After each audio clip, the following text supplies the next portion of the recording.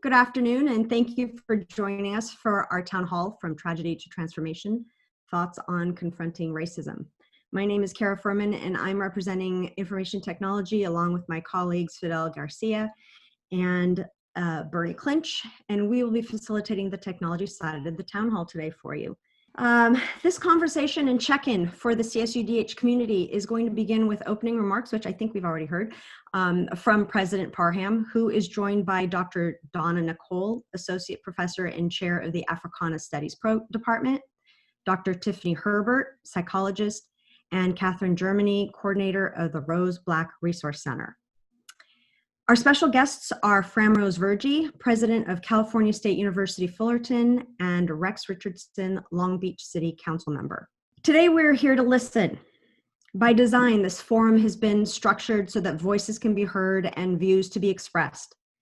While recognizing that raw emotions will be present, please be aware that we may have some families with minors in attendance and ask that you remain sensitive and aware of them. Some housekeeping rules for today's webinar.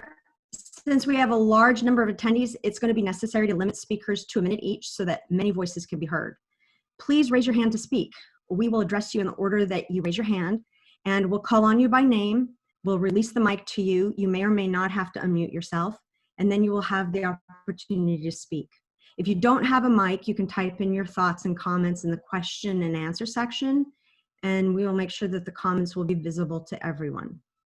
Without any further ado at this point, Dr. Parham, the mic is all yours. Thank you. Thank you very much, Kara. And on behalf of our 17,000 students, our faculty and staff, our senior administration, I want to welcome everybody into this conversation that we call From Tragedy to Transformation. I'm Dr. Thomas Parham, for those we haven't met, and I come to you today to simply say I can't breathe. I want you to know that I am in respiratory distress.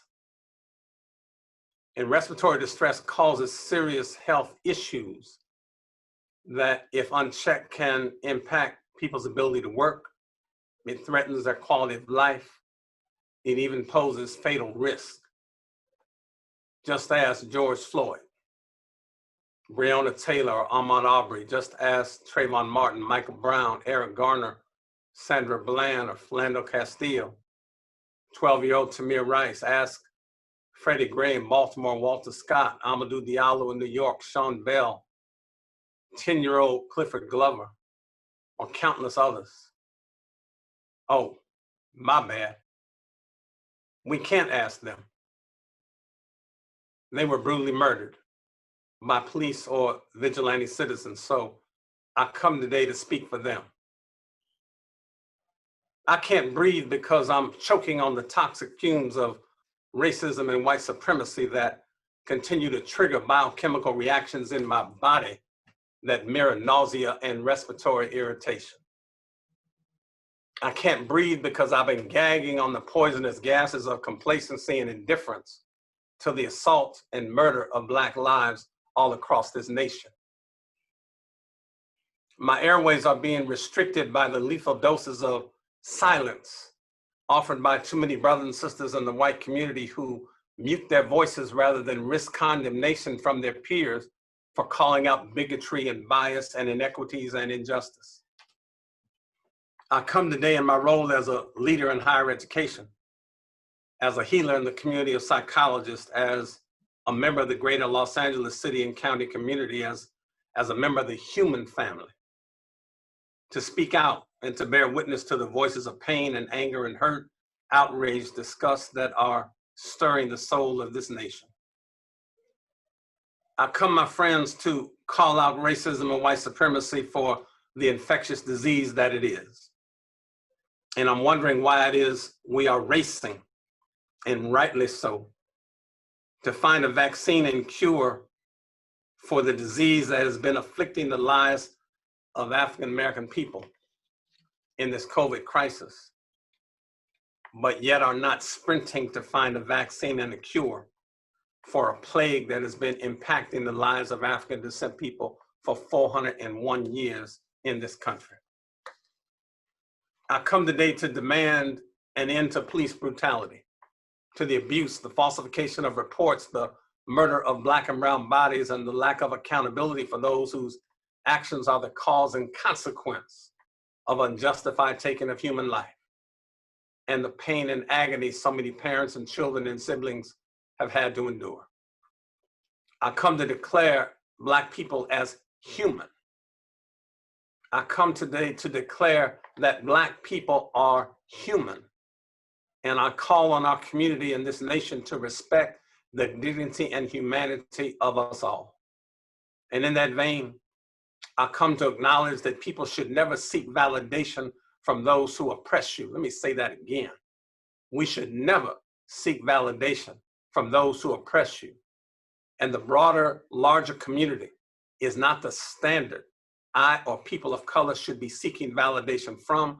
We are all God's children, whatever you call him or her. And I'm okay with just because God declared it to be so. I respect the humanity of all people, all races, all ethnic groups, all religious traditions, but I want to be respected as well. And so I come today to acknowledge that as a Black man, I should not have to deny or suppress the authenticity of my own cultural beingness just to have access to opportunities and privileges on the internet or anything like that. So-called Statewide, I know that it's happening very quick. So we want to make sure. I'm going to ask folks to mute your phones or mute those phones. I come today to invite America to stop engaging in what I call selective amnesia that holds up white heroes and heroines for the good deeds they accomplished in their lives, yet fails to mention or worse denies their complicity and active participation in individual and systemic racism and white supremacy. You see, aspirations to form a more perfect union can never be fully realized with shallow gestures that placate a suffering people or hollow political slogans devoid of any substantive solution to bring people together. I come today to challenge a government that would stroke the fears of racial divide for its own political gain, or order the confrontation of political activists and peaceful citizens protesting using military, police, and soldiers to exert strawman tactics as a response to people trying to exercise their First Amendment rights. I come today to echo the voice of Dr. King, who defined for us a new definition of greatness based on service, understanding in his own prophetic way that America's greatness is not defined by empty slogans or hollow tributes to white supremacy, but rather by the depth of a person's love and the quality of their service to their fellow man and woman. I come to challenge our academic institutions to be a platform where issues of police reform and accountability, murder of Black people, and the continued denigration of Black people can become topics of critical discourse and analysis as we look for change. Brothers and sisters, I come to ask the question, whatever community you are from, of how do you bear witness to the suffering of these Black bodies, sit in silence, and still maintain your humanity? I come today to remind us all about the prophetic voice of Dr. King, who, in observing those people participating in 1955 in the Montgomery bus boycott, he asserted and observed that people would ride the buses and then stop in the midst of the boycott. And he argued that people would rather walk the streets in dignity than ride the bus in humiliation. They would rather walk the streets in dignity rather than ride the bus in humiliation. So it raises a question for all of us on this forum today, and those who you'll talk to after this, about what are we all prepared to do to inconvenience ourselves, to fight for equality and equal protection, rather than humiliate ourselves by conforming to the comforts of racism and oppression and discrimination that have so dominated every nook and cranny of this American experience for some of us. Lastly, I came to listen to the sounds of those gathered today. And I want to hear the voices and the sounds you'll make that just need a space to catch your breath and raise your voice. With that, let me call on my brother, President Fran Virgin. If you would, the microphone is yours. Wow. Well, none of you will envy me having to follow my friend and brother, Thomas Parham. I mean, his combination of eloquence and straight talk are exactly what we need at a time like this. And I am both proud and humbled that he gave me the opportunity to share this time with him and with you. I also want to say something that may sound strange. It's good to be home. You see, I grew up just down the freeway at the end of the 110 in San Pedro, and growing up, Dominguez Hills was my CSU. So I feel even more blessed and privileged to be here to talk about it. I want to start with a truth and two acknowledgements. First, the truth, then the first acknowledgement. I cannot imagine what it is like to be Black in America today. I feel pain and sorrow and despair and anger and hurt and frustration, but I know my heart, and I know that what I feel is nothing in comparison to what my Black brothers and sisters are feeling and have been feeling, not just for the last week, but for generations. Now the second acknowledgement. And this is the acknowledgement that all of America, that white America must make in order for us to move forward. And that is the acknowledgement of white privilege and systemic racism that is built into the fabric of this institution of our beloved nation. This is not hyperbole. This is not exaggeration. This is fact. Until all hearts break for the brokenness that the systemic and institutional racism has caused to some, we cannot and will not heal together. Much of what white America does not want to face this ugly truth. We say, I am not a racist. We say the law is colorblind. We say justice is colorblind. We say I don't see color. When we say these things, we do so with the veil pulled over our eyes. We say these things with blinders on. We say these things through the lens of white America. In white America, the police are our protectors, not our antagonists. The judicial system is where justice is played out, not where sons and daughters are disproportionately convicted, disproportionately sentenced, and disproportionately incarcerated. It's in America where the job market is a place where we all compete fairly for a career and make it on our own merit, not where the implicit bias and the stereotypes and the discrimination disproportionately favor those in power and position and disfavor those who seek to join the economy. They just seek to join the economy. Even in times like this, regardless of how tall allies stand with the Black community, for those of us who are not Black, we are in the conversation due to our privilege of being able to opt into that conversation. And more poignantly, the privilege of being able to opt out of it anytime we want to as well. This is the lens through which we see our America. A place where we see a strong healthcare system, yet it is a system that disproportionately disfavors Black and brown people. A place where we fund the educational institutions in a manner that's inverse to what they need to serve. A place where just today on the news, 150 years after the end of the Civil War, a war fought over slavery, one of the original sins of this nation. Today in Virginia, they are just getting around to asking the question of, should they take down a statue of Robert E. Lee? And there's actually argument over that issue. To white America, I ask you, what would you think of a country if you were a Black man or woman who had to travel to work or school every day past dozens of statues of people who are known as Confederate heroes? Or worse, study or work in buildings named after people who committed their lives to ensuring that you would not have the right to study or work. This is a neurosis. This is a cirrhosis of America. This is the systemic and institutional change that we must have if we are going to make real change.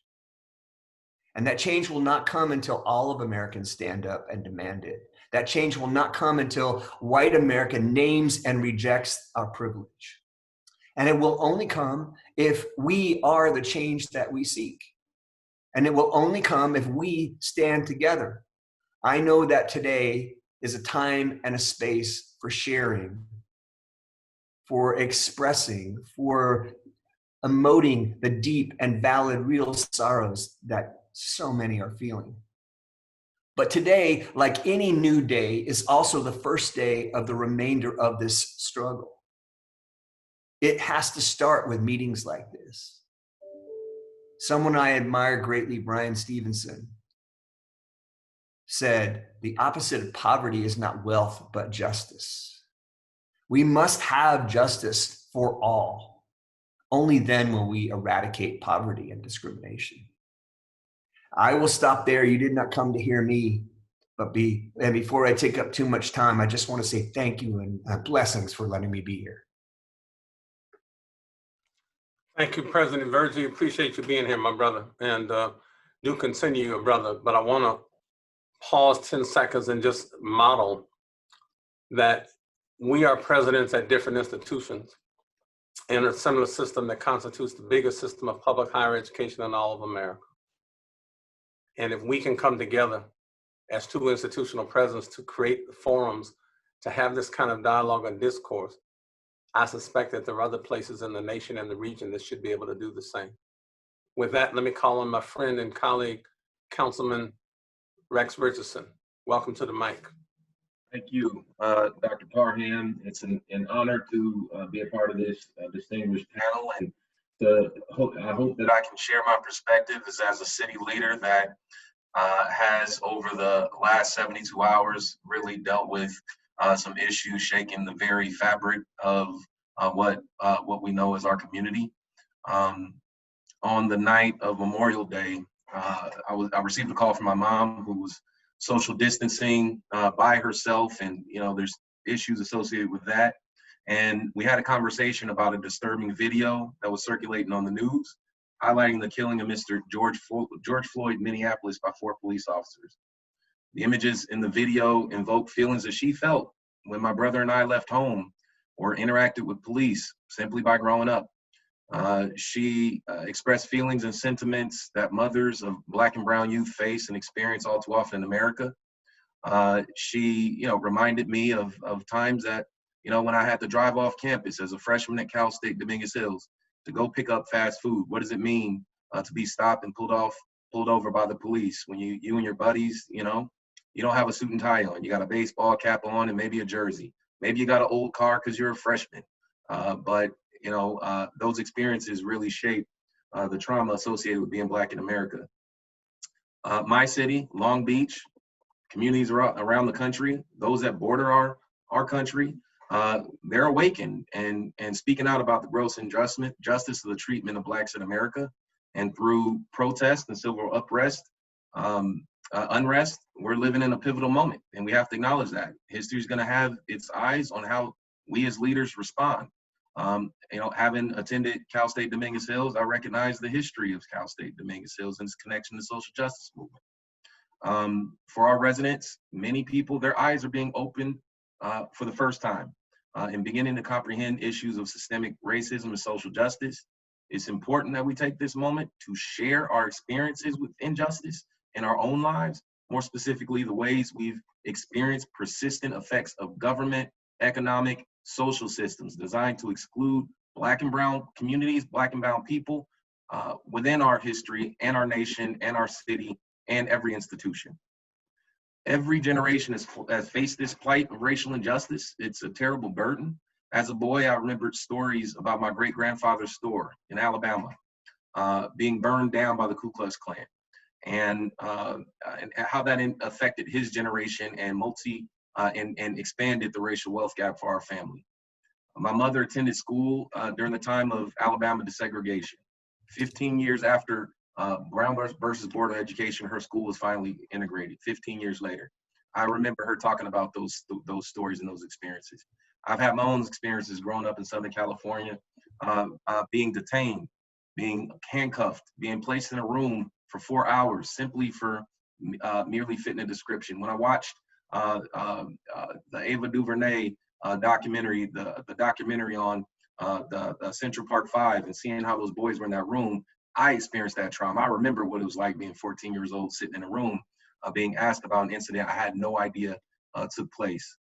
So I'm concerned about my generation and the generations to come. When I was an 18-year-old freshman, I turned 18 in August. This was at Cal State Dominguez Hills in 2001. 3 weeks later, we faced 9/11, followed by endless wars in Iraq and Afghanistan. We faced a Wall Street crash and a Great Recession. Our generation has been excluded from the housing market for an entire generation. We have a president who actively villainizes Black people in immigrant communities. We have a global pandemic that hasn't taken place in a century. And now a second depression in our lifetimes, this time worse as worse as the Great Depression. A constant image of Black men and women being killed at the hands of police officers and vigilantes in social media and on the news, followed by a chorus of excuses and victim blaming. All of this has transpired since 2001, my freshman year at Cal State Dominguez Hills. Imagine how this shapes the worldview of an entire generation. And today, as a community leader, I believe that the burden of ending racism is not only the responsibility of impacted communities. There's I'm getting calls from press all over, and I've been telling them, why, it's not a burden. It's not only our burden to explain this issue to the public. Start having those conversations within your institutions, within your workplace. Have those conversations now. This is a multicultural worldwide movement for a better future. It's the responsibility of all people to demand and normalize a common standard of human dignity today. Our current reality for cities, Long Beach is an example, is that we are facing crisis on three sides. A pandemic that disproportionately affects African Americans, a historic loss of jobs and continued economic disparity, and a social justice emergency rooted in lack of investment in the communities of color. And we have to ask ourselves, as a city, as a state, as a country, how do we adapt for the future? How do we reconcile with the dark history of racial injustice? How do we address these three crises head on while currently dealing with and presenting an equitable response? How do we prevent from passing this on to other generations? This moment demands that communities across America re-examine and reform use of police force policies in response to global action. And we're not starting from scratch. There's a lot of work here that hasn't been fully embraced. City of Long Beach has a number of data-driven efforts that provide a great starting point, but have not yet been fully implemented. The My Brothers Keeper Local Action Plan, the Violence Prevention Plan, the Long Beach Office of Equity Toolkit, the Everyone In Economic Inclusion Initiative implementation. None of this has been fully implemented. That means there's a problem and it hasn't been fully embraced throughout the organization from top to bottom and across the organization. So I believe that we do need to embrace racial economic equity, set a foundation for cities, institutions, police departments, so they can start to restore community trust. And there's a number of steps that we need to do to accomplish that. I believe we have to acknowledge our history of racism. I think we need to listen to the experience of impacted community members and youth and resident people of our cities. We need to convene and begin the discussions on the framework for the future and acknowledge that racism is just as threatening to our resiliency as an earthquake or a global pandemic. And lastly, we need to catalyze a real plan to make sure that we're investing in strong, resilient, equitable cities so that we don't, cities that invest in jobs, education, housing, youth development, healthcare, all the things that truly are safe and secure and release and reduce the reliance on over-policing in our communities. I think I'll stop there. There's a lot more that we can talk about, but I think that's a framework that I think our communities should begin to follow. Yeah, thank you, Councilman Richardson. And I want to recognize you both as a CSUDH Dominguez Hills product, but also, if I remember right, student body president while you were here. That's You right. also have family members who have been involved in the campus. So the That's right. fact that we come out of social justice roots is one thing, but what we are doing is trying to educate a whole new world of graduates who in fact take seriously their roles as public servants in the way in which you have. So we appreciate you very much. Thank you. Part of what we want to do is really hear from student voices. And so I want to, as next, and we'll invite the panelists, we've got to shorten our comments in order to get to the rest of the members who are on, which now number a little over 400. But I want to make sure that we get to Catherine Germany, who runs our Rose Black Resource Center. So Catherine, let me turn to you and invite you to offer some comments and perspective on where we are now. So why don't you take a couple of minutes and do that? Glad to see you. Hi. I didn't really have a speech. All that is kind of tough to follow up after, but just some comments. I'm originally from a small town by the name of Santa Rosa, California, about 60 miles north of San Francisco, and I know racism and discrimination very well. I went to all white middle schools, all white high schools. The high school that I first started at, they did a senior prank where they hung nooses on the trees to represent each of the Black graduating seniors. There was only 9. So we came back to school and our high school prank was 9 nooses hung from trees. The next year I transferred out to another high school. I've been harassed by the police. I've seen my parents harassed by the police. So none of this is new to me. But with all that being said, I applied to Dominguez Hills on purpose. I didn't end up going, but the underlining of this was a sanctuary for Black folks. This was where Black students went. This is where Black students thrive.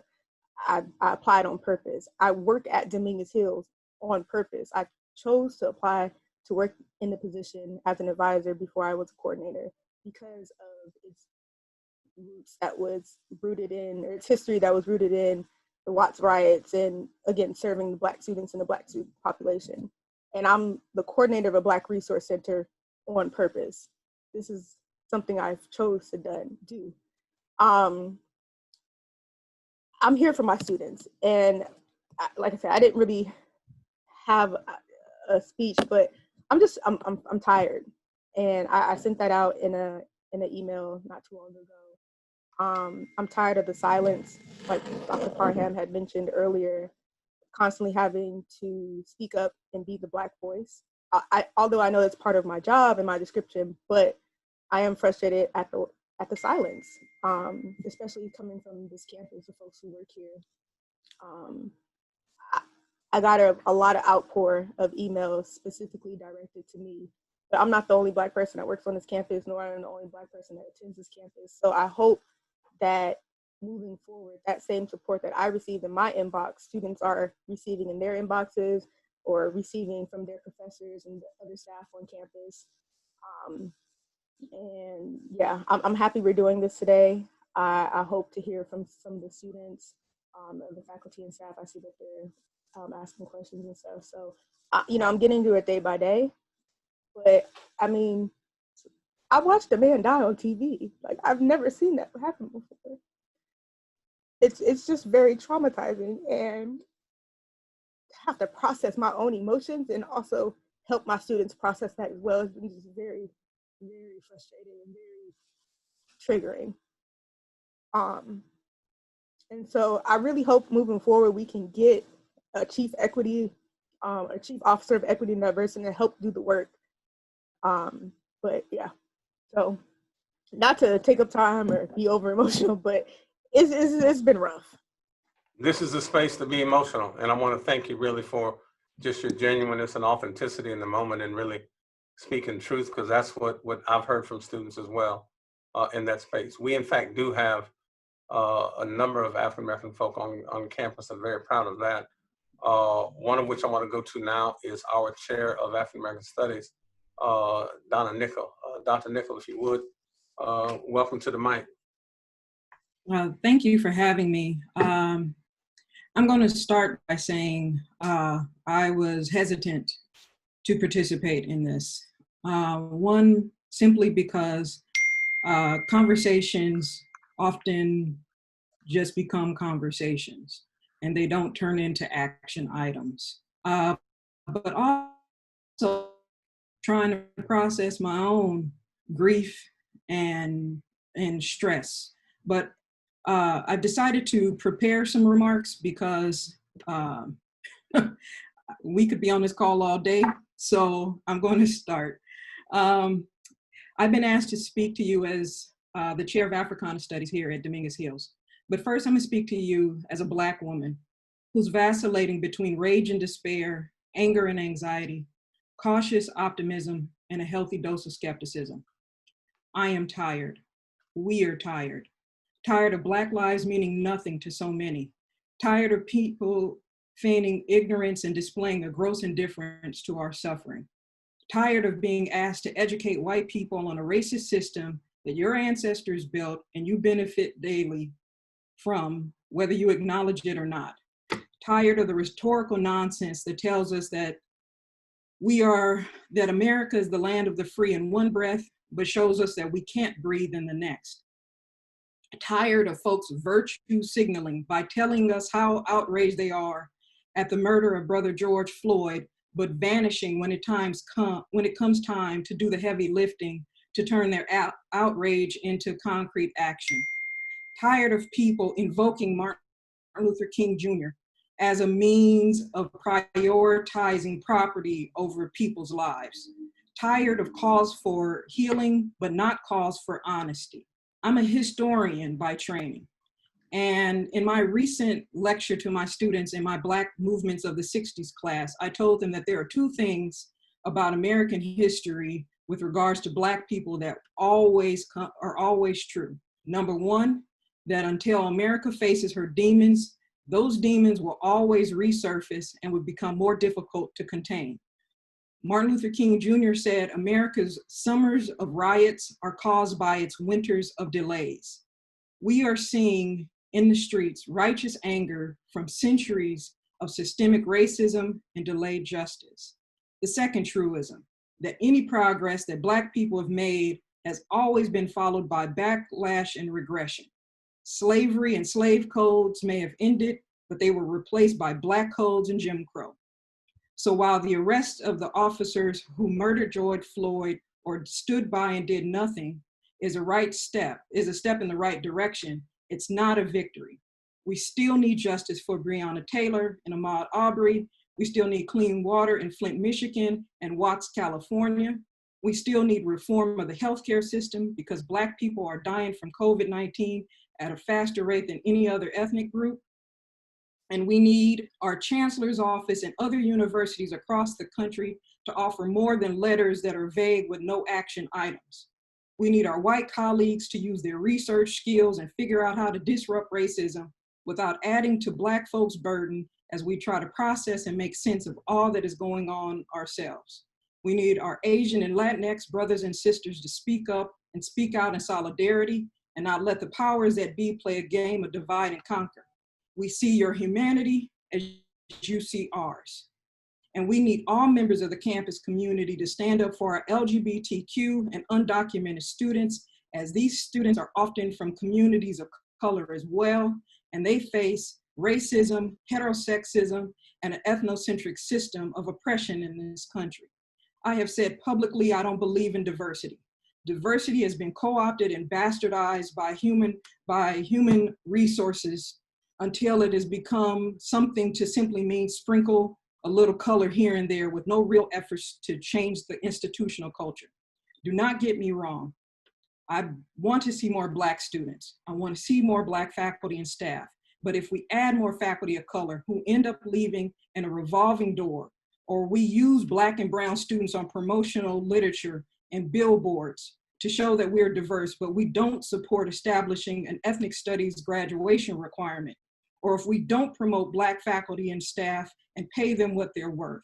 And if the California State University system and university systems across this country do not commit to decolonizing university, these types of conversations, though well-intentioned, will never change.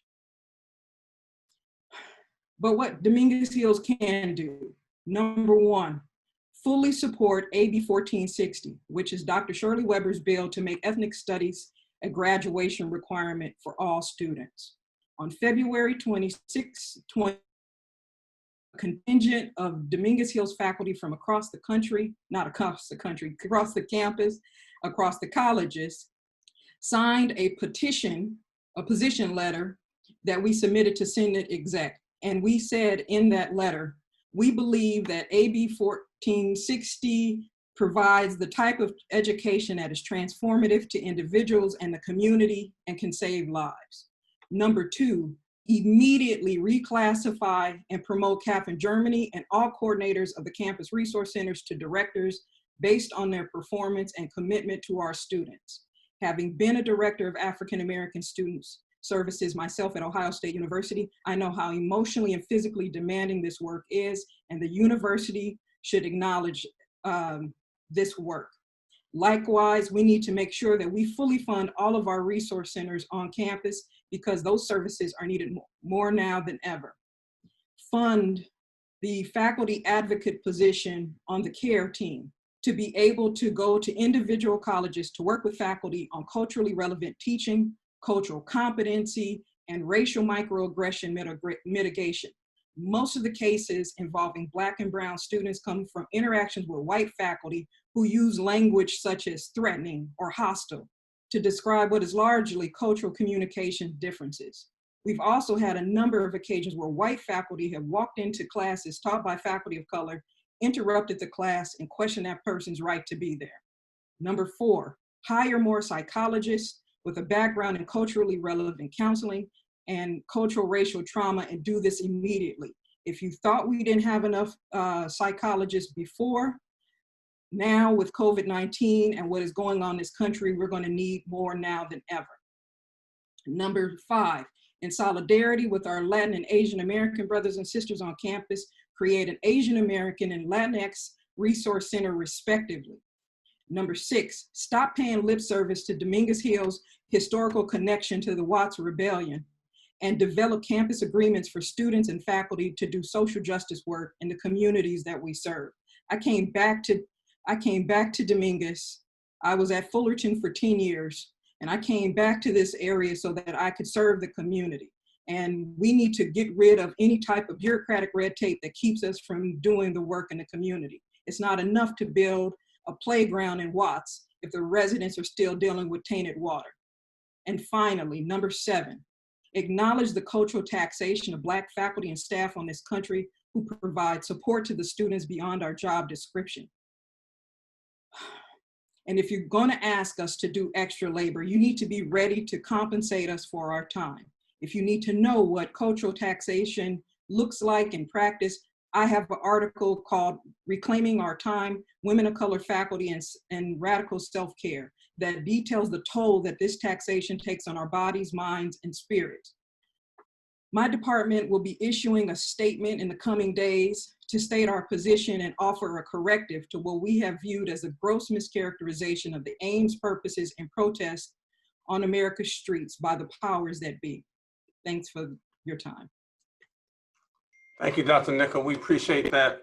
And thank you for your voice today. And I'm glad you decided to be with us and really share each of those comments. Finally, before we get to our crowd, I want to get to one of our better mental health professionals. I've known about her for years, even before I came to the campus, but I'm delighted we have her as part of our team. I want to introduce you to Dr. Tiffany Herbert. So let me invite you to say a few words, Dr. Herbert.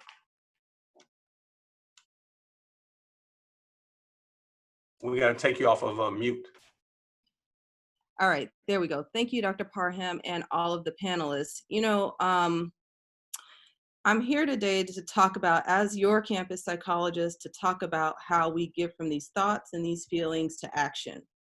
And there will be a lot of pain, and there will be a lot of sadness, and there will be a lot of frustration, and there will be a lot of confusion in our hearts. But we have to figure out how to get from our hearts to action.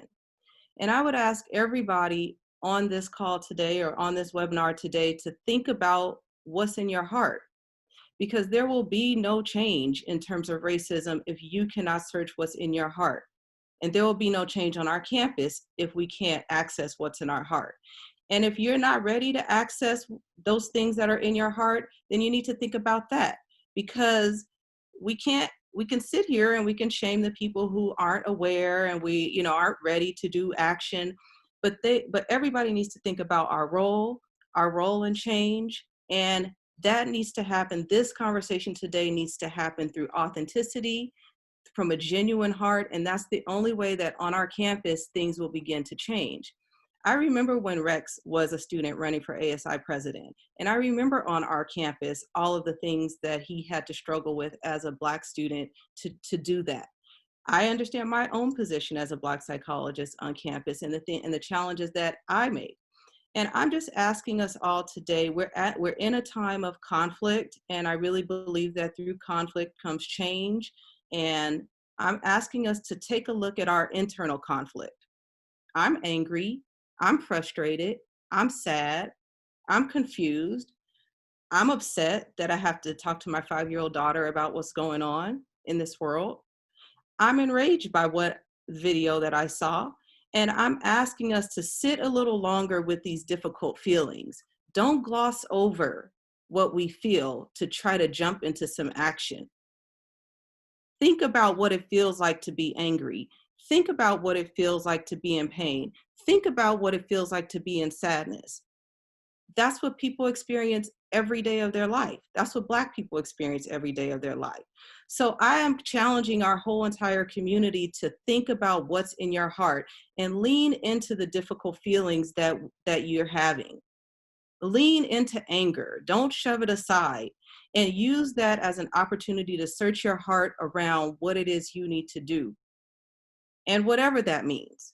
And use that as an opportunity to come to this table, to break the silence, and to have a conversation based on authenticity, based on genuineness. I'm willing to answer any question anyone has about my experience or the Black experience, as long as it comes from a compassionate, genuine, authentic place. So I thank you. I'll stop there. Thank you, Dr. Parham, for having me. I'm happy to be on this panel, and I'm happy to answer any questions. Yeah, thank you. And thank you to all the panelists for being here. Again, the purpose of this forum, and we thank everybody who's gathered us today, is for us simply to listen. As we think about moving forward and where we want to go, we know that there is a lot of, as each of us have described, pent up hurt and anger and outrage and sadness and tears, etc. And we need a forum and a healthy place to be able to express that. But we also want to begin to plan where we go from here. But we cannot think about adopting any specific initiative in absence of consultation with the people that the initiative is designed to serve. And so this forum really is about our being able to hear your voice. We will try to chronicle, and are chronicling, in fact, every question that is being asked in the question and chat box. And so as we chronicle those, we will then make sure that we have that, but that's what we want to inform our voice. So we are here now simply to listen, and let's see if we can't call on some hands, and we'll take it up till about 10 minutes before the hour and go with final comments. So Cara, if you would, let in the first microphone. Yes, please raise your hand if you would like to speak. I see a few that are already in line. Ashley, a member, your hand is up. Hi, Ashley. Hi, can you hear me? We Yeah. can. Hi, I'm Ashley Membray from the psychology department, and I'm just wondering, and I know this will come out with a lot of things, but what initiatives will Dominguez Hills take in order to protect our Black students who are prime targets of discrimination from the police? So, you know, from Tuesday's Zoom meeting with the LA Police Commission, that we see that people do recognize that disparities exist and they do demand change. So we can no longer say that this can be characterized as a fringe opinion, but it's that of the majority. And I have to say that it saddens me to see from official communication from the California state system and from Dominguez Hills that condemned rioting and looting, but it only seemed to recognize violence that is committed by police when it results in murder and death, but failed to mention anything about officers' use of tear gas while we're still in the middle of a pandemic, and the various physical abuses to break up protests after creating some not great imagery with police looking like they stand in solidarity with those protests. We've seen kind of what the results of recent activism from the Minneapolis public school system with terminating contracts with the city police department, and some pushes from people with the reduction of the LAPD's budget as kind of first steps of with the results of activism. I'm new to Dominguez Hills, so I will definitely concede that I don't know everything and I'm not knowledgeable about everything that goes on in campus. But I feel with the recent events, I have kind of a stronger resolve with getting involved. But I want to know from the university, what are we going to do to protect these students here on campus, but also within their communities? And that's all I wanted to say. Thank you. Yeah, thank you for your voice. We're going to try to spend less time as a panelist answering every question, but really we just want to hear your voice and we're chronicling those. So thank you for sharing that. If you examine, I think, the totality of the statements that we've made across official campus correspondence, tweets, Twitters, articles, in fact, I just sent to both the Times and the Diverse Issues in Higher Education, I think, which will be published, you'll in fact see some of those same sentiments expressed. So we appreciate your time. Let's go to the next comment. Kara? Russell Owens? Go Hey, ahead. Russell. Hello, can you hear me? Yes, thank you for being here. So I was just concerned as an educational community, how will we promote certain policy changes, and what are the correct policies that we should support as local students? Mostly because I attended my first protest here, and the heavy theme was Black Lives Matter. So I want to know what we all can do to be together as one community. But it sounds like that is a statement that is encouraging us to be together as one community. Am I paraphrasing you right, Russell? Yeah. Okay, I appreciate that. Again, we'll chronicle that and see where we go. There are several things I think that we can do. Dr. Nickel outlined a number of them, as have each of the panelists. So we'll continue with that. Next point. Shauna Earl, you're up. What's on your mind? Tell us how you're feeling. How you doing? You're gonna have to unmute yourself. Hi, There can you go. hear me? Yes, we we can. can hear you, Shauna. Welcome. Perfect. Thank you so much. I'm so happy to be here. I chose to go to Dominguez. I have 5 members of my family who went on before me to graduate from Dominguez. So attending Dominguez with grad school was extremely important to me and to my family. During my thesis process, I ran into some extremely discriminatory behavior from one of the professors at this school. I have reached out to Professor Prince, and I mean, he's looking into it. He's going to help me with it. But what I find extremely disturbing is I feel like, since you guys are accepting our feedback, there should be some system in place to ensure that teachers, and especially this particular professor, is treating students equally. In terms of having a thesis committee, I needed, of course, 3 signatures to be approved. I only received 2. This particular professor refused to give me feedback and then refused to approve my thesis.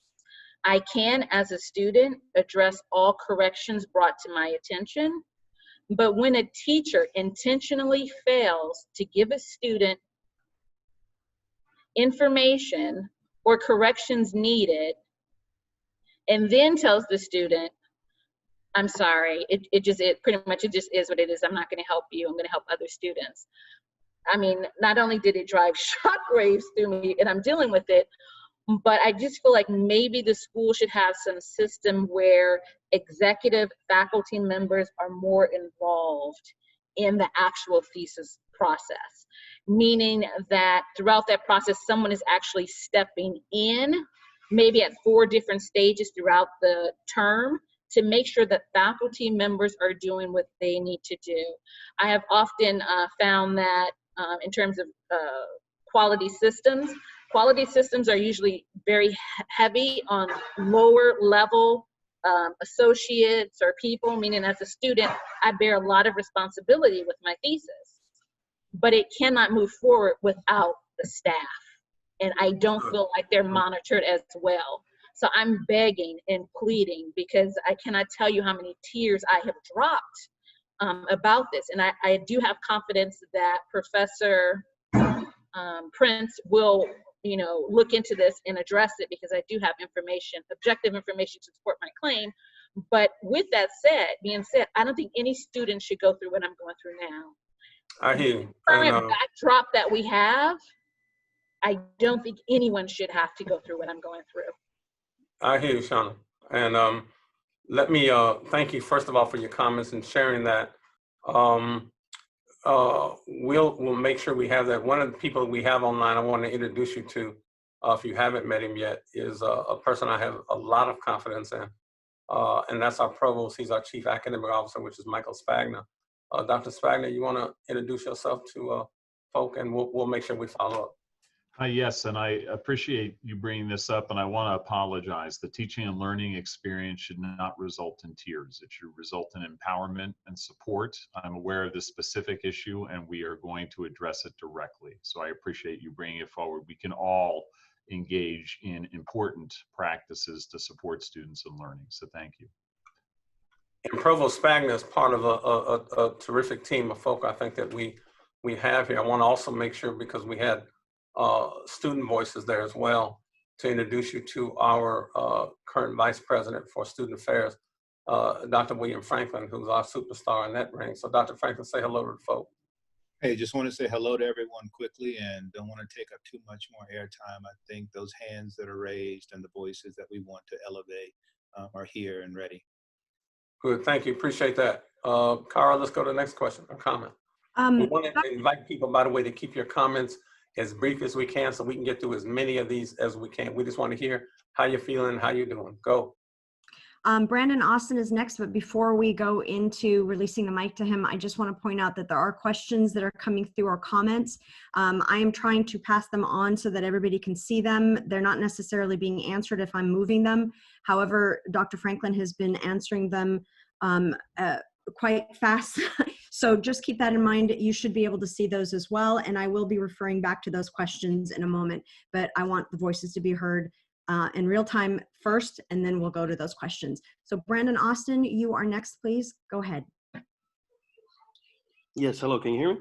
Yes. All right, so yes, I thank the staff and everyone for allowing us to speak out. I'm gonna try to be quick as possible. So one of the things that Shauna was saying, I think that plays into the fact, I'm a human service major, and one of the things we discuss is multi-causality, as far as there's no absolute problem. So I think one of the things though is, because I've experienced this, as far as I think certain professors feel this prestige because they hold a specific title, rather than looking at us as willing pupils wanting to learn. And I know in certain cases, sometimes to bear the brunt, I mean, I'm a Black male. In my department, it's only about 3 or 4 of us. So, I mean, I stand out. You know, if I'm missing, it's obviously that I'm missing, but I engage very well. And I think sometimes what happens is certain professors don't understand how to take that. I think the professor earlier was speaking about when you have a voice, sometimes people might deem it as being combative. But in reference to the situation we're going through right now, I also did, it's multi-levels that we have to engage. It's not just saying, hey, police, please stop doing this. Well, first of all, we have to change the outset of what police are here to do, and that it is not deemed as a bad job, meaning that people in the community the young kids in the community have to be shown that it's okay to be a police officer and police your own neighborhood, because a lot of times, 90% of the times, the cops do not live in those neighborhoods. So they do not see the individuals as humans. They just see them as something they have to deal with for an 8 to 12-hour shift. So I believe that's one of the things that, you know, we have to change. I appreciate that, Brandon. And I want to thank you for really sharing that. And We have chronicled your comment and we'll take it to heart. Let's go to our next piece. Thank you, Brandon. Paul Mate. We can hear you. Oh, unmute yourself. You've got to unmute, Paul.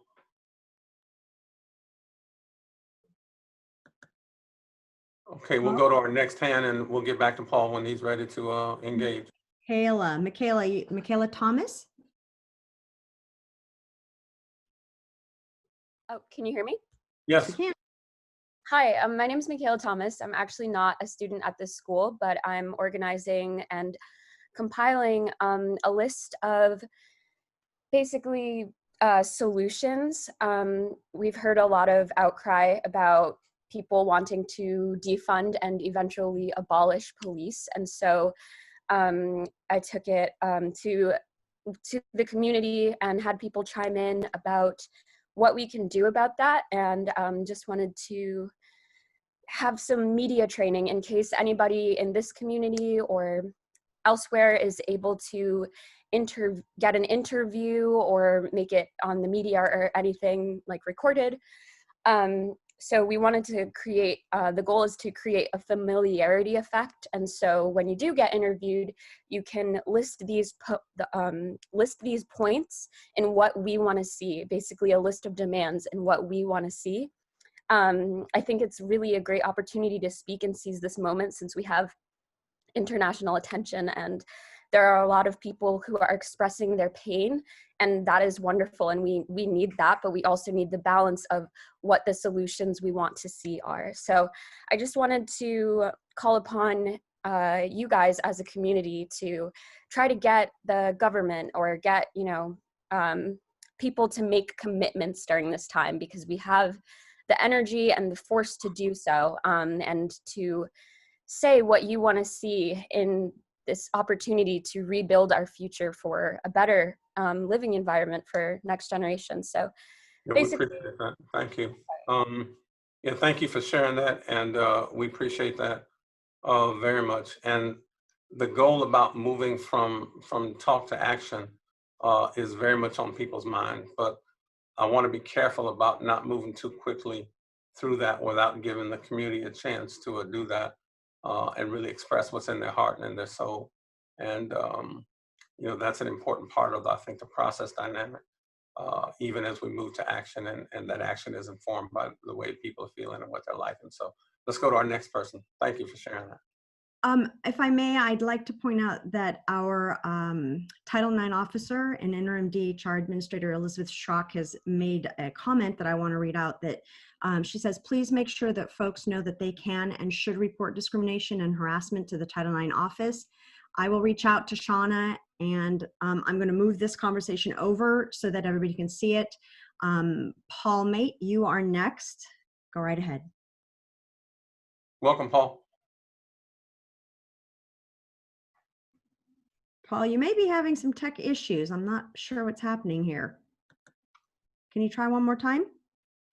If not, you can put your comment or question, your feelings in the question and answer area.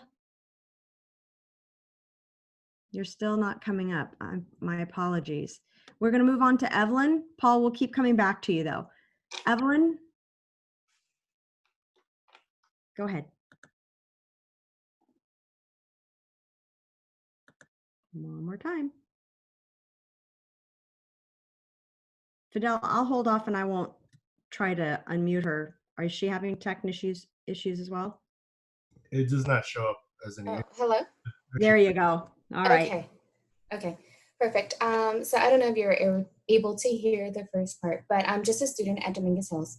And I actually had a conversation with a fellow Toro who just mentioned that, we sometimes want to seek help or therapy at campus, but I don't know if the therapists on campus really reflect the people who attend there. And we were just discussing how sometimes you might go into a therapy session. However, though, if there's a little bit of privilege lingering around, then how are you supposed to open up as an individual to someone who already have their biases? So that makes it very difficult sometimes and uncomfortable to do that. So even though it's there, a service is there, doesn't mean that it's functioning. That's one. Secondly, I feel like if you want change, then it should be talked about, not just silenced. And with change comes policy change. So I believe that maybe on campus, there should be some sort of like system in place or something, or an education where they teach students how to vote, how a ballot looks, how things are done. When there are propositions, like, okay, who's funding these propositions and who's doing what do these words mean? And basically just life skills. I think that is something that is so important and it lacks wherever we go. And as a minority, like, let me tell you, I don't live in a house when someone is telling me, Ellen, you should go and vote. This is what it means. And I feel like there's a lot of us out there like that too. And that's all I want to say. Yeah, appreciate that, Evelyn. Fortunately, we have both Dr. Herbert, who is our will be our interim director in the counseling center. So she's taken in your feedback, and others who have just chronicled, I think, that piece along with Dr. Franklin about the orientation we have to provide for our students. So thank you for that. Next comment. All right, Paul, we're going to give it one more shot.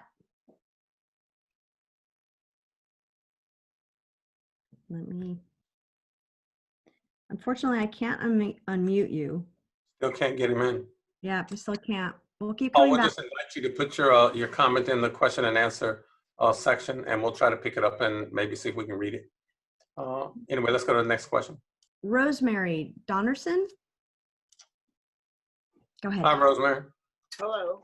Can Thank you you. hear me? Yes. Yes. I am a student at times over at Ollie, and I'm a senior. I am 72 years old. I grew up in Jim Crow South. I protested. I walked. I was called names. I did all of that. There's a lull in my life that all of us seem to have thought that, you know, maybe we've gotten to a point where we don't have to fight as much or as hard, but that's not true.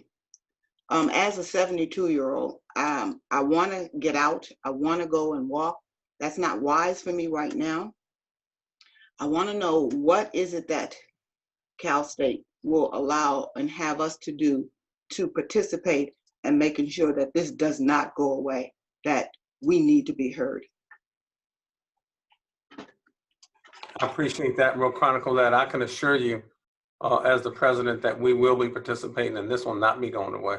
But thank you, and blessings to you at 72 for still engaging with Ollie. So we appreciate you. Lisa Langford, please go ahead. Hi, Lisa. Hi, can you hear me? Yes. Okay, thank you.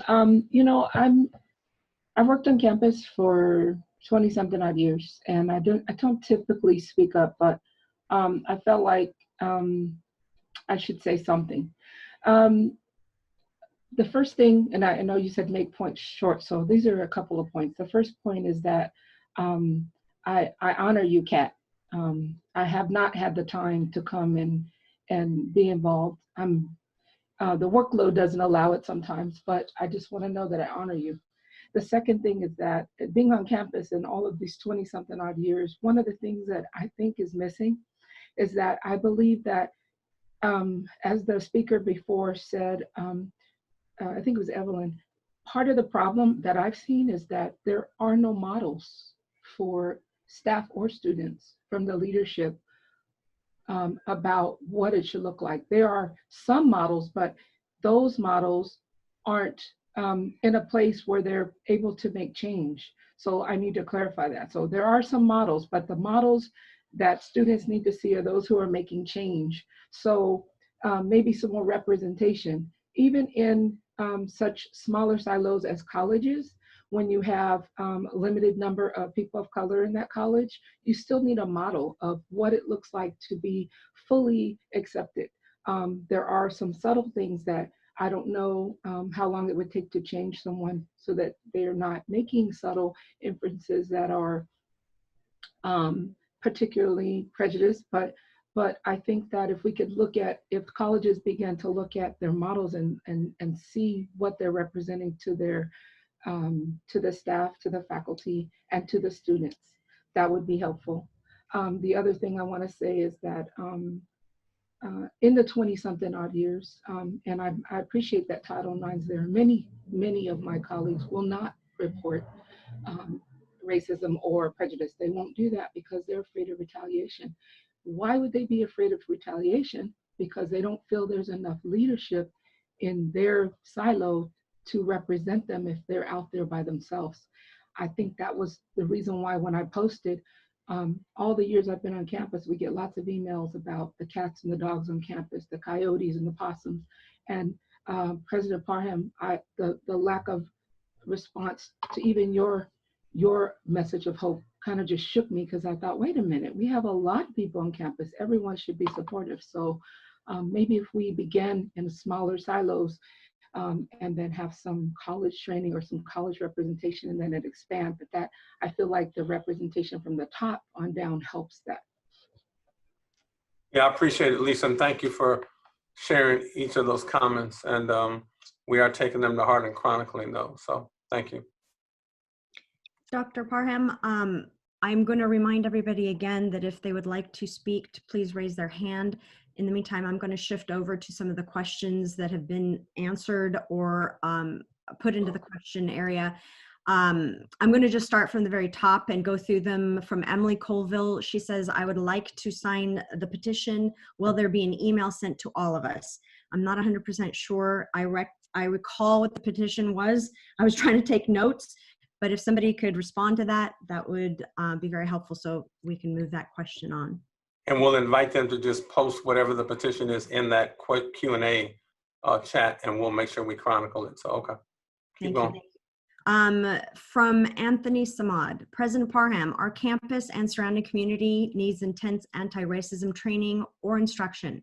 How do we carry this out with a sense of urgency, and what would it look like, particularly in light of the pressing events of the day? Okay, we're chronicling that. Keep going. Thank you, Dr. Samad. Okay. And we have two from Curdy Selly, I believe, and it's in reference to the ethnic studies. I'm going to go ahead and move those over as well, because I believe you have responded to those. And from Jade Williams, I'm saying as a current student and for alums, other colleges have cleanups, field trips, ways to give back to the community, add the BRC to their resumes, sashes for seniors, etc.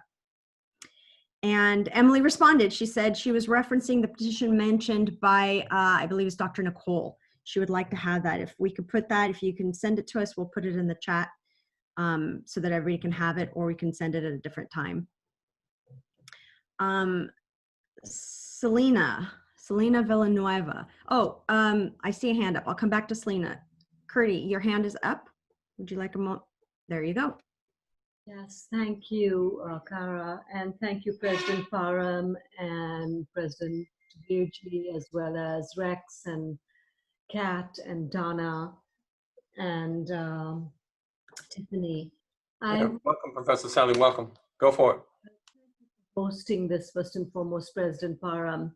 Nola says hi, by the way, Butler Bird. I have put a few remarks into the chat, into the question and answers. And I now, after 5 or 6 years of immersing myself as an immigrant to this country in the issues of racism, I haven't lived that life, and I don't pretend to be an expert, but I completely understand the call from the Ethnic Studies Council and Task Force and all of that comes with that. I would urge us, you as a president and our provost, as part of the Provost Council, to maybe have a conversation about how the CSU might lead change.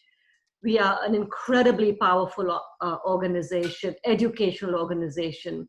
How do we lead meaningful change in education of our public servants, our criminal justice folk, pretty much name a field.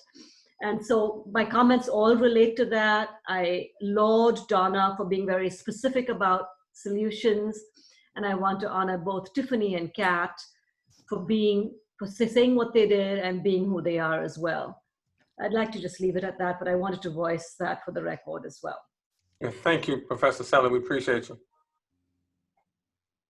Emily, you're next. Your hand's up. Go ahead.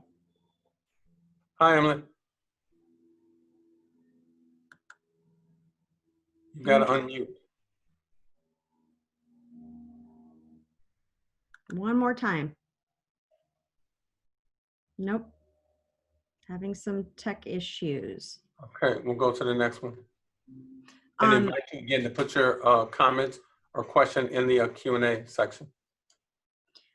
We've answered almost all of them, or they've received some kind of, and that last one just disappeared while I was looking at it. We actually, all the questions have been moved over to the answered area. Emily, I'm gonna come back around to you again. We're gonna try Laura Talamonte. Go ahead. Good afternoon, and thank you so much, President Parham, for this opportunity to bring the community together and for all of the on-the-ground suggestions for action. I want to speak out on behalf of the Senate Executive Committee and say that we are looking for how we can take action in the fall, and we'll be working on that this summer. And so, of course, we'll be reaching out to people like Professor Nickel and others, but please feel free to email academic senate chair at csudh.edu for suggestions that we can take up and bring to the larger Senate for actionable change. Thank you. Yeah, thank you, Professor Talamonte. Appreciate you, and appreciate your service to the Academic Senate as well.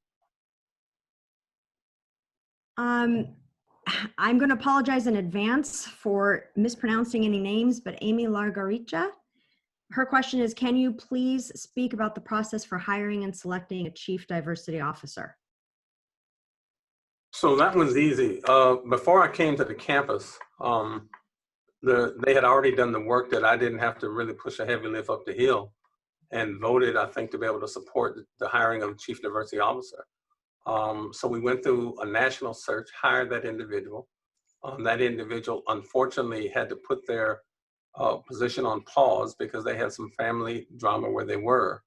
And ultimately, that family challenge erupted into a space where they had to actually withdraw from the position. So the reason it was not filled last year was not because it wasn't searched or hired, it was because the person had to withdraw. We are committed to being able to move that forward. And just haven't yet with the number of searches I think that we've had to do, and are currently looking at that. So that is still on the radar screen to be done.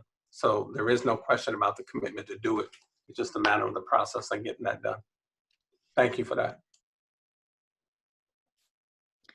Dr. Nicole, if I may refer to you, there is a question that has come in, and, or I'm sorry, it's not to Dr. Nicole, it's to Dr. Herbert. Okay. Can you comment on whether the Black experience in America can be diagnosed as PTSD? And I'm going to read the entire question. The DSM-5 309.81 F3.10, I apologize if I'm massacring that, diagnosis criteria A through G describes the trauma Black in America experienced with fear of police encounters, systemic racial caste, and discriminatory practices in employment, education, and liberty, to name a few. Is it possible to address this on a national level, especially with the sudden federal funding on mental health, mental illness, and cognitive disorders? Thank you, Kara. I did answer this question briefly online, but I do want to say that, of course, the Black experience in America, it is traumatic, and it's traumatic all the time. And there are things that happen, like what we're seeing, that re-traumatize all of us. And so, yes, the answer to the question is yes, it can fit, a diagnosis in the DSM. However, I'm cautious about that, is that there's not, let us not be so quick to pathologize, our experiences and to set the DSM as the bar for where we need to go in terms of, healing our mental health as a people and as a community. So so if I took the book and I opened it, well, yes, I can mark off a number of checklists. However, we need to be thinking about, as a community, as a Black community, we need to be thinking about what we do for ourselves to heal trauma that has lasted since we were brought here to this country. So we may not rely on the DSM to do that for us. And so I'm encouraging, I appreciate your question, and I like the idea of a national commitment, which is really, also about addressing racism. So I appreciate the question. I appreciate the idea. And I look forward to having more conversations about how we do that, not necessarily through the lens of the DSM, but how we do that in other ways. And I think if we think outside the box, we can absolutely find a way to do that. That helps all of us. Thank you. Again, if you're an attendee and you would like to raise your hand, we will be happy to call on you. I'm going to go back to the questions. Sarah Linen says, I'm still fairly new to this campus, so I apologize for not knowing the answer. What opportunities are there for CSUDH staff, such as myself, to help? If there's a need for the creation of additional opportunities, I would love to be part of those as well. Thank you.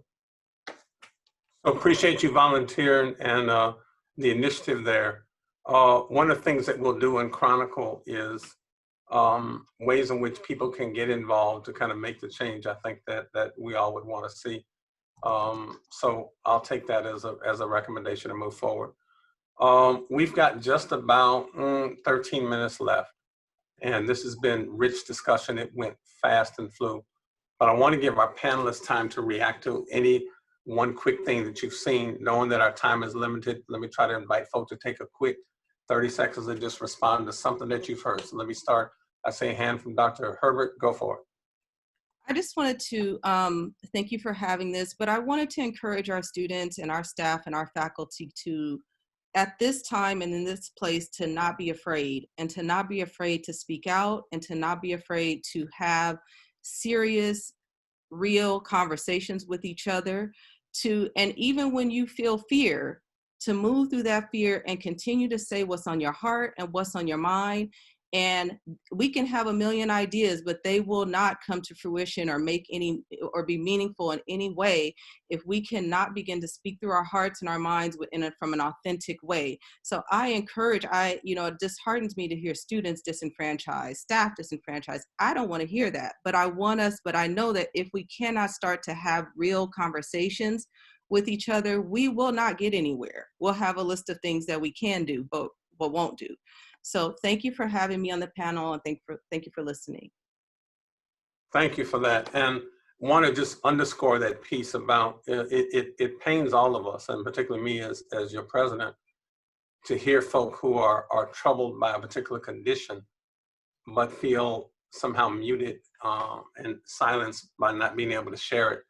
I cannot make the change I think that you would like to see unless I know that the challenge exists. So please feel free to do that. And what I'm asking really in a concrete measure is that it requires risk taking. And risk is less about, I think, being able to trust that somehow something will be done, because I've heard stories about the way things used to be on campus, but you've got to be able to take a risk with us that you have a committed group of folk who are prepared to try to move this agenda forward and find ways in which we can be a little bit more better than we were yesterday, and hopefully not as good as we'll be tomorrow. So thank you for that. Let me go to Dr. Verjee. President Verjee has been with us, for those who joined us late.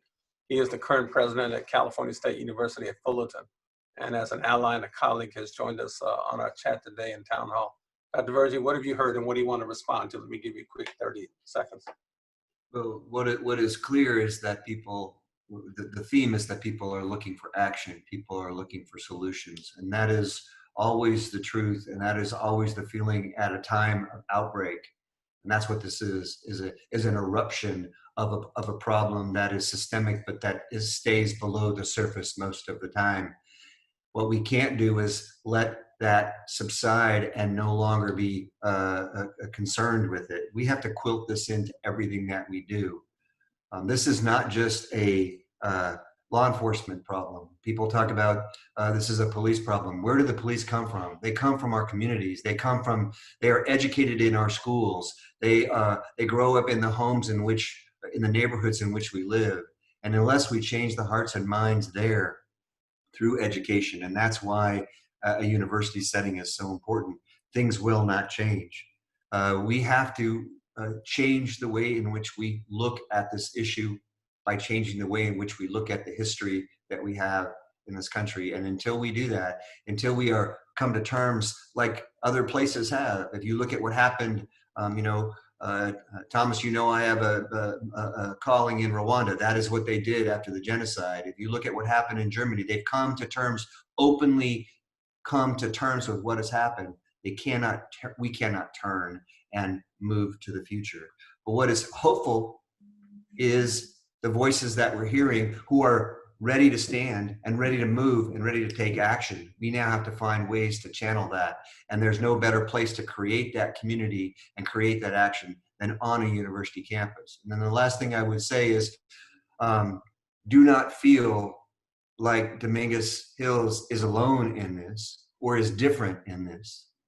I'm going from this setting in town hall to a setting of a town hall at Fullerton that starts in 10 minutes. And I know already I will hear many of the same problems and issues and concerns. So this is a galvanizing event. Someone said the CSU is the strongest institution in California, if not the country, to make this change as an institution across California and across the nation. And we can do that. Thank you, Fran, for being here. And thank you for both your friendship and being a brother. So I appreciate you on that. Councilman Richardson, give me 30 seconds, brother. What have you heard? What do you want to say? Well, I think the comments about not rushing to a solution and allowing folks the time to reflect really stand out. Also, the speaker who mentioned the connection between the university setting and the broader world, preparing people for leadership, I think is incredibly important. I want to highlight that. I met my wife in the student government office. She was the technology assistant. My big sister attended college. We are products of attended college at Cal State Dominguez Hills. We're products of this. If you look around the region, you have a number of civic leaders that all came out of Cal State Dominguez Hills. We have to have a real commitment to shaping the minds and the worldview of the people here, because they will lead our region. We're going to inherit this region. And this morning, prior to this, I was sworn in as president of Southern California Association of Governments. This is the largest metropolitan planning organization in America, representing 191 cities, 20 million people, larger than about the same size of the region around Beijing. And my comments were really about, now is the time for people to lean in and redefine resiliency, redefine what the professional standard of acknowledging and not being neutral on racism is in institutions. And I think this should be a call to action to the university setting as well. The last thing I'll say is, this is also an opportunity. All the communities around Cal State Dominguez Hills are also figuring out how to navigate this. So it's a call to action to you, Dr. Herbert, you, Dr. Parham, that we're gonna call on you as well. You all represent the best minds in this region. And again, I know that you have the ability to be eloquent and frame things that the community really needs to hear. So I'm gonna be calling on you in the weeks to come to help the broader community make sense of this. Thank you for your time. It was an incredible honor to be here, and I look forward to continuing the conversation. Appreciate that. Kat Germany, give me 30 seconds and take us home. Any final comments from you on what you heard? Yes, so a lot of folks are saying, can y'all hear me? Okay, a lot of folks are saying like, okay, we're about action, and that's kind of the vibe I'm on. I think the conversations are needed, and I think we do need to continue to have conversations before we take action. But I'm already working on stuff. So for those of y'all who wanted to know, I've been talking to Norma in Psych Services. I'll be sitting in Dr. Namala's class in the fall. Amy and Elizabeth and we just got off a meeting today to talk about trainings and workshops about Title IX. Professor Fisher as well, who's in the Africana Studies Department, we've been working close, and as well as Zach in conduct is helping with white ally training. So the work is being done, and for me, I don't have time. I don't want to wait. I want to get started doing something. So yeah, we all have that restlessness in our soul. So thank you for that. Dr. Nickel, weigh in for me.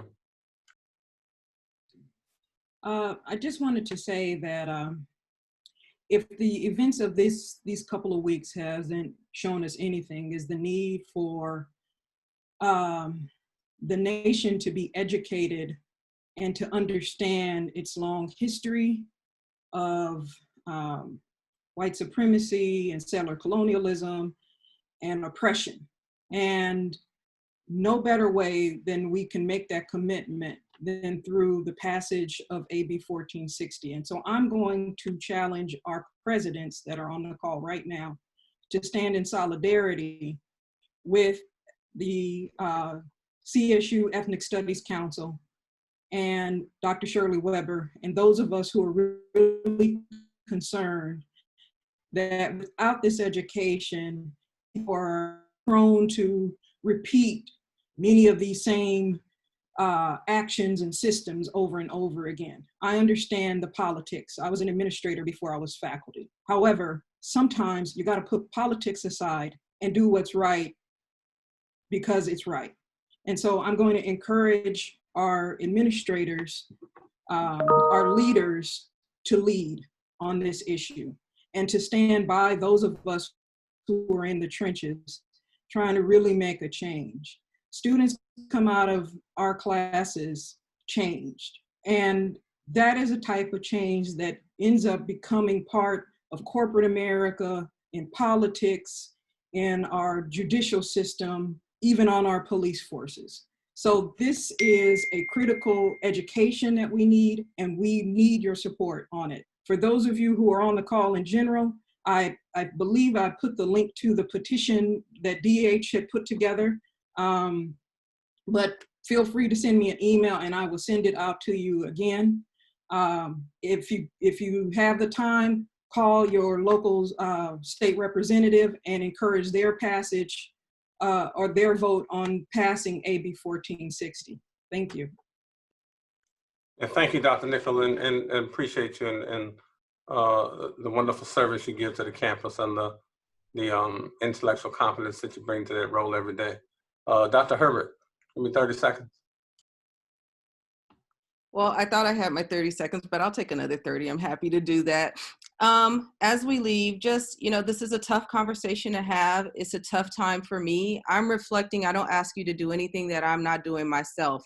I'm reflecting on how I feel. I'm thinking about the pain that's involved in that. I'm thinking about how to have conversations about that. I'm thinking about leaning into the difficult conversations about that in all spaces, in my family, on campus, in my community of psychologists, with my friends. We have a group chat going. So these conversations have to become a part of what we value and what's in the fabric of who we are. And I know I sound like a broken record on that, but I can't stress that enough. This is not just about this moment right here at this time. This is about the life we live, and we live that every single day. Thank you. Yeah, thank you so much. Let me invite Cara to put up that last slide as we take ourselves home.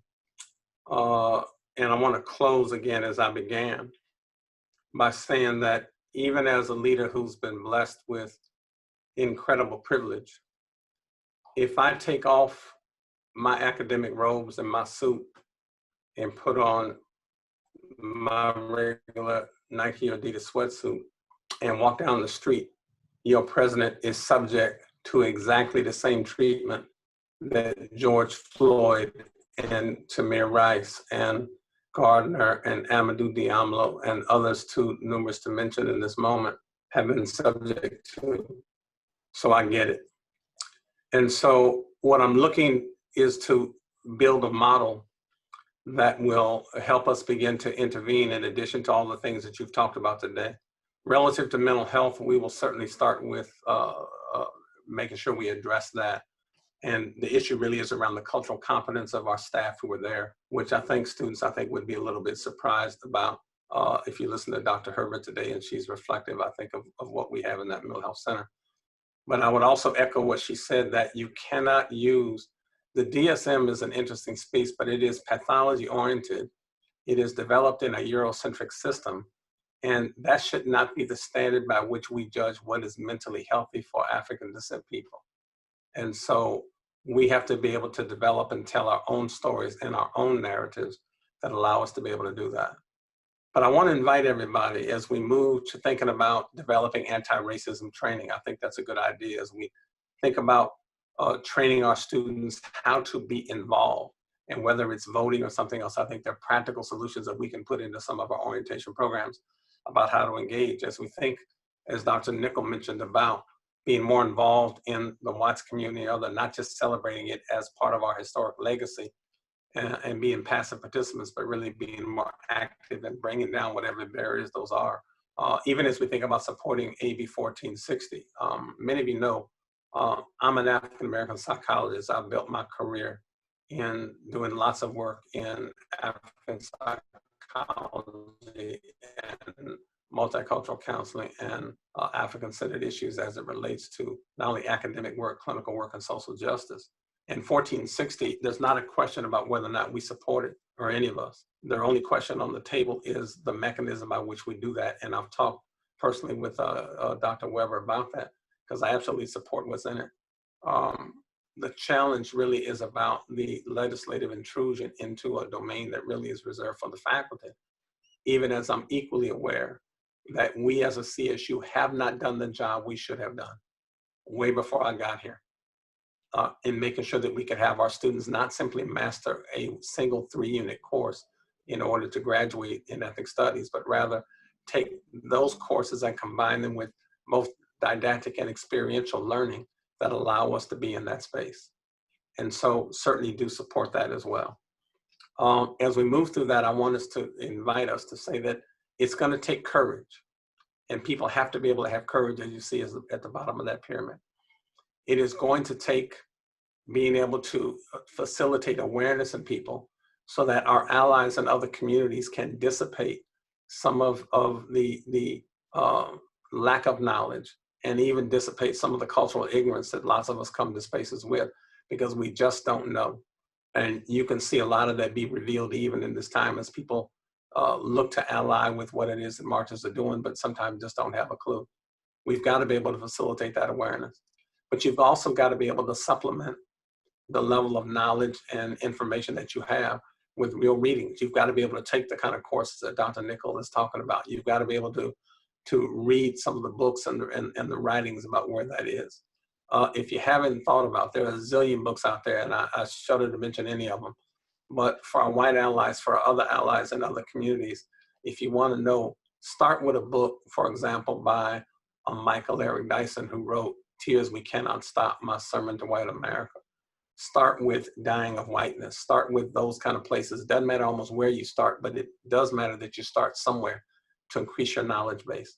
You've also then got to move past knowledge to then get the skill, like what am I going to do differently? But ideas are the substance of behavior. Let me say that again. Ideas are the substance of behavior.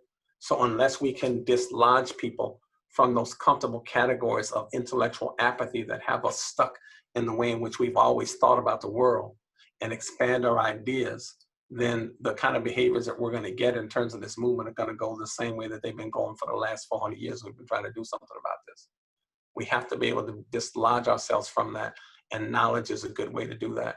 As you then develop skill that's going to be necessary to make the kind of systemic interventions that Councilman Richardson is talking about, the community engagement that Dr. Nichols talking about, in attending to the mental health issues that folk are talking about in that space. And lastly, we've got to be able to push for distant systems of accountability. And the accountability has to have both an individual and a systemic frame. On the individual side, we have to be able to hold ourselves more accountable for doing something different. And that's why the courage is going to be real important. We've got to be able to risk condemnation. We've got to be able to risk people joking. We've got to be able to risk people laughing. We've got to be able to risk people right? Even being offended by what we might do on the off chance that they'll trust our intentionality to be able to move into some healthier spaces, right? We've got to take mental risks. We've got to take verbal risks. We've got to take behavioral risks, but we have to be able to hold ourselves accountable. But we also have to make systemic interventions and make sure that we can do something to hold these systems accountable in a way that do not allow the kind of trauma that is going on in Brunswick, Georgia, or Louisville, Kentucky, or Minneapolis, or right here in Los Angeles County, and even in the city of Long Beach, whose track record is far from spotless on that, or even on our own campus, whose track record is far from spotless on that. All of us have to be held accountable. So help us do that. As your president, I'm gonna promise to try to be as good as I can be at being able to create those systems of accountability if you just let me know what we can do and make it fair. So on behalf of all of my colleagues, on behalf of our provost, our vice president for student affairs, our vice president for administration and finance, our vice president for technology, our vice president for university advancement, for all of our colleagues, my chief of staff, for all of our faculty, our deans, our directors, our student affairs directors who do just serious work on behalf of our students. I thank everybody for being in this particular place. You know, one of my favorite posters I've seen in life has a picture of Dr. King, a picture of Tiananmen Square, and a picture of Rosa Parks on a bus. It simply said, one person sat down, one person stood up in front of a tank, and one person spoke out. Please do not underestimate the power of one and what you can do as an individual to create and be the kind of change you want to be in the world. The level of toxicity that is gripping this nation has really just ripped a scab off and has exposed a level of just pathology that we have to be able to create. But I am just heartened by the fact that I think there are enough good people in the world that we can do something about this. You got to get engaged, you got to vote, you got to educate yourself. You've got to be able to do those things that help to create a more just and equitable society so that we all end up respecting the dignity and humanity of everybody. I want to close my last comments, even though I know we're a couple minutes over time, by asking you all just to kind of raise your hands up to your cameras, to your screens, to your something. I want to do kind of a virtual touch with folk. So let me just invite folk to kind of engage with us and just be with your hand. And I want to touch each other's hands virtually. And I want to invite us, right, to just kind of close our eyes and be in the moment for a minute. They've just had the service for George Floyd with a whole bunch of speakers there, but I don't want to forget his memory, the memory of all those who have died at the hands of just the atrocities that go on in this country every day. But we are all in this together. And what does togetherness look like? I want us to think and contemplate that truly in the flow of human development, our community is a river. And we who call ourselves people of humanity are standing deep in its waters. And with amazing grace, we are beginning to recognize the ancient flow of human wisdom, as well as the indelible mark of human development. The river of our community speaks to and through us. People of humanity, we must listen to the laughter and the pain and feel the sorrow and the strength of our river. Alone, we shall be swept away by its current. But united, we can know the rivers to cross. We are standing in that river.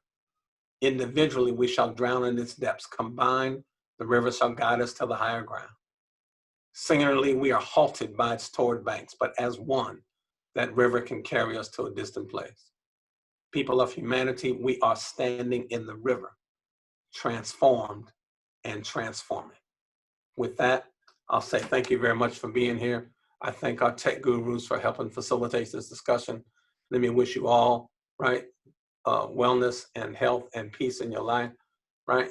And let us see if we can't translate some of this outrage and anger into tangible results that help to change fundamentally the course and the nature of this country and help us, right, close the gap between what we aspire to be as a more perfect union and the way in which that gets operationalized every day in our life. With that, I'm Dr. Thomas Parham, the president of California State University, Dominguez Hills, and I want to thank you for being with us today, and thank you for sharing. Take care.